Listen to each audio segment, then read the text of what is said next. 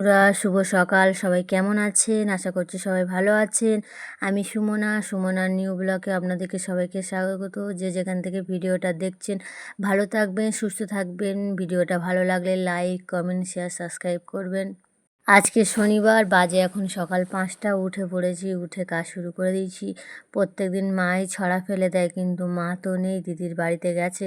সেই জন্য উঠে আগে ছড়াটা ফেলে নিলাম, তারপর উঠোন টুটুনগুলো ঝাড় দিয়ে নেবো, কারণ তাড়াহুড়ো করে কাজ করছি। আজকের সকাল সকাল রান্না করতে হবে।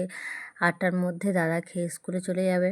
তোমার 9:30টার মধ্যেই রান্না করতে হয়, কিন্তু শনিবার করে 8টার মধ্যেই রান্না করে দিতে হয়। দাদা খেয়ে তাড়াতাড়ি বেরিয়ে যায়। তাড়াহুড়ো করে কাজ সারতে হচ্ছে, কারণ মা থাকলে দাদাকে সকালবেলা রান্নাটা মাই করে দেয়, কিন্তু মা তো নেই, আমাকেই করে দিতে হবে। সেই জন্যে রাতে বাসন সব মেজে রেখেছি, এখন শুধু উঠোনটা ঝাড় দেবো, ঘর দাবাটা মুছবো, সে নিয়ে তারপর রান্না বসিয়ে দেবো।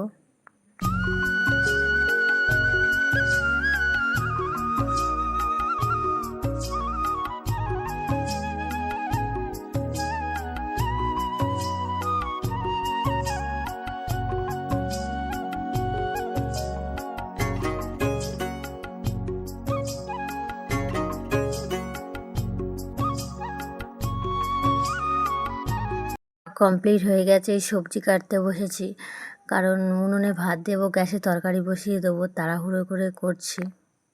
নিরামিষই খাই, সেই জন্য ডাল, উচ্ছে আলু ভাজা, আলু ভাতে করে দেবো, তাড়াহুড়ো করে দাদা খেয়ে চলে যাবে। উনুনে ভাত বসিয়ে দিয়েছি, এবার গ্যাসে উচ্ছে ভাজাটা আর ডালটা বসিয়ে দেবো। ভাত বসিয়ে দিয়ে চলে এলাম এই গ্যাসে বসাতে। মাসি এদিকে হরলিক্স করছিল খাবে বলে।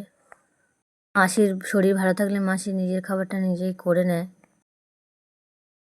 ভাতটা হয়ে গেছে, ফ্যানটা ঝাড়িয়ে নিচ্ছে। গ্যাসের দিকে ডাল সিদ্ধ, উচ্ছে ভাজা হয়ে গেছে।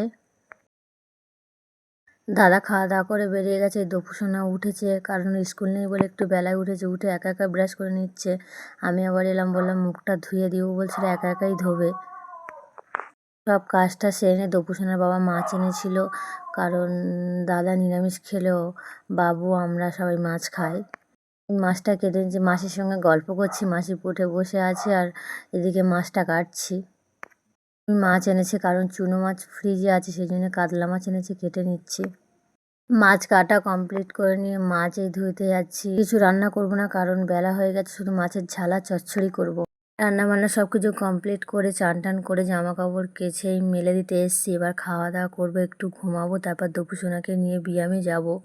খাওয়া দাওয়ার পর একটু শুয়েছিলাম, দপুসোনাকে ব্যায়ামে দিয়ে মার সঙ্গে একটু বাজারে যাচ্ছি। অনেকদিন পরেই মার সঙ্গে বেরিয়ে এসে মা আর আমি একটু লস্যি খেয়ে নিচ্ছি, কারণ মা এই দোকানের লস্যি খুবই পছন্দ করে। মার সঙ্গে খাওয়ার মজাটাই আলাদা। আর অনেকদিন বাদে মার সঙ্গে বেরিয়েছি, না খেলে হয় কিছু। মা জোর করলো, বললো খাও। সেই থেকে ফিরে দপুসোনাকে নিয়ে এসে বাড়িতে চলে এসেছি। জামা কাপড় ছেড়েই দপুসোনাকে ব্যায়ামে নিয়ে গেছিলাম। এসে সন্ধ্যা দিয়ে নিচ্ছি। মা তো নেই, সন্ধ্যা হয়ে গেছে পুরো। একটু দেরি হয়ে গেলে এসে সব কাজ সেরে তারপর সন্ধ্যা দিলাম তো।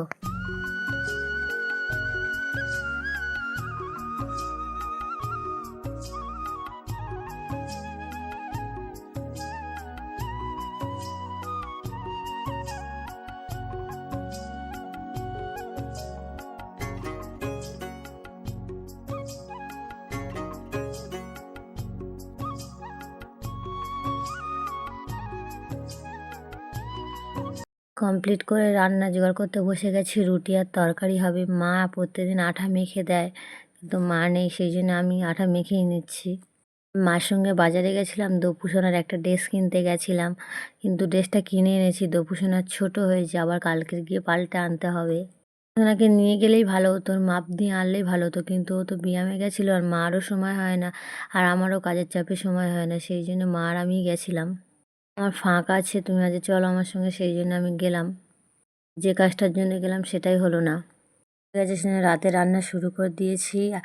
আজকেকার মতো এখানেই বিদায়। আগামীকাল দেখাবে নতুন একটা ব্লগের সঙ্গে। সবাই ভালো থাকবেন, সুস্থ থাকবেন। ভিডিওটা লাইক, কমেন্ট, শেয়ার, সাবস্ক্রাইব করবেন। আপনাদের একটা লাইক আমার আর একটা ভিডিও বানার জন্য উৎসাহিত করে।